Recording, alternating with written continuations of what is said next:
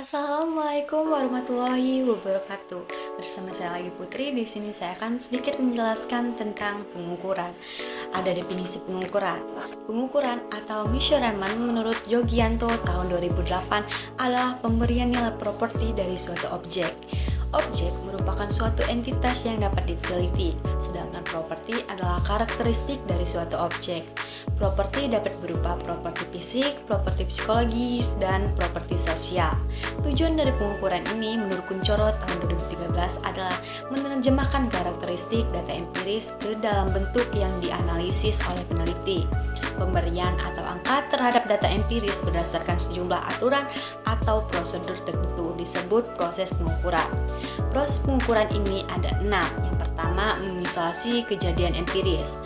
Proses ini memisahkan atau memfokuskan perhatian pada suatu peristiwa atau fenomena yang ingin diamati atau dipelajari secara teliti.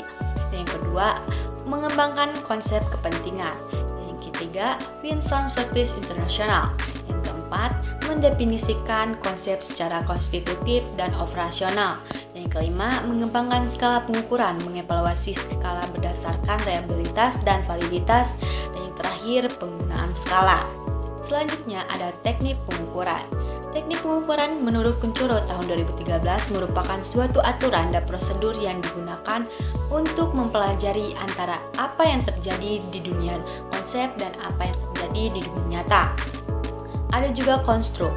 Konstruk ini merupakan variabel dalam peneliti yang tidak dapat diukur dan diperlukan kuesioner untuk membentuk konstruk-konstruk. Kuesioner ini biasanya berisi banyak item yang dijadikan sebagai pertanyaan-pertanyaan kuesioner. Beberapa konstruk yang dapat langsung dipecah dan ditemukan elemen-elemen untuk dapat diukur, tetapi ada juga konstruk yang tidak dapat dipecah dan harus melewati beberapa dimensi baru untuk menentukan atau menemukan elemen yang dapat diukur. Nah, selanjutnya ada definisi skala pengukuran. Skala pengukuran adalah cara untuk mengukur atau memetakan atribut atau variabel dalam penelitian. Skala tersebut memberikan informasi tentang sifat hubungan antara atribut yang diukur. Skala pengukuran dapat berupa nominal, ordinal, interval, atau rasio, tergantung pada tingkat keakuratan dan sifatnya. Yang pertama, nominal. Ini adalah skala yang digunakan untuk mengelompokkan data menjadi kategori atau label, misalnya jenis kelamin, laki-laki atau perempuan, atau warna, merah, biru, dan hijau. Yang kedua ada ordinal. Skala ini memungkinkan kita untuk mengurutkan data dalam urutan tertentu, tetapi jarak antara nilai tidak selalu konsisten atau dapat diukur secara pasti. Misalnya, tingkat kepuasan, sangat puas, puas, netral, tidak puas, sangat tidak puas. Dan yang ketiga, interval. Skala ini memiliki interval yang sama antara titik pengukuran. Nilai 0 pada skala interval tidak bersifat mutlak, tetapi hanya merupakan titik awal yang ditentukan. Misalnya, suhu dalam Celcius atau Fahrenheit. Dan yang terakhir, rasio. Rasio ini adalah skala yang memiliki titik 0 yang mutlak, di mana 0 berarti ketiadaan atau dari atribut yang diukur. Selain itu, jarak antara nilai ini dapat diukur secara konsisten, misalnya berat badan, tinggi badan, atau pendapatan.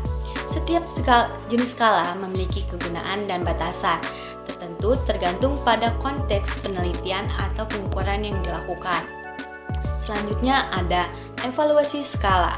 Evaluasi skala ini adalah suatu proses penilaian terhadap keefektifan atau keakuratan suatu skala pengukuran dalam mengukur konsep atau variabel tertentu. Ini melibatkan analisis terhadap validitas, reliabilitas, responsivitas, dan kegunaan praktis dari skala tersebut. Yang pertama, validitas. Ini mengukur sejauh mana skala benar-benar mengukur apa yang dimaksud untuk diukur. Ini dapat dibagi menjadi validitas konten atau sejauh mana item dalam skala mencerminkan konsep yang diukur, dan validitas konstruksi. Sejauh mana skala tersebut mengukur konstruk yang dimaksud. Dan ada juga reliabilitas, mengukur konsistensi atau keandalan hasil pengukuran dari skala. Jika skala adalah reliable, maka pengukuran yang dilakukan dengan skala yang sama pada waktu yang berbeda seharusnya menghabiskan hasil yang serupa. dan ada juga responsivitas.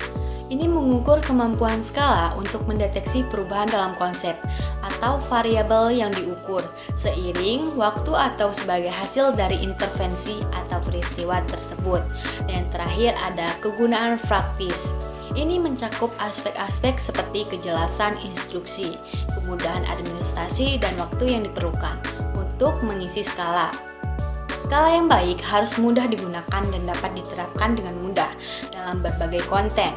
Nah, jadi evaluasi ini, skala ini penting untuk memastikan bahwa apa yang dihasilkan dari penggunaan skala tersebut dapat dipercaya dan akurat, sehingga dapat digunakan untuk membuat keputusan yang tepat dalam penelitian atau praktik terkait. Nah, jadi itu saja yang dapat saya jelaskan. Terima kasih. Wassalamualaikum warahmatullahi wabarakatuh.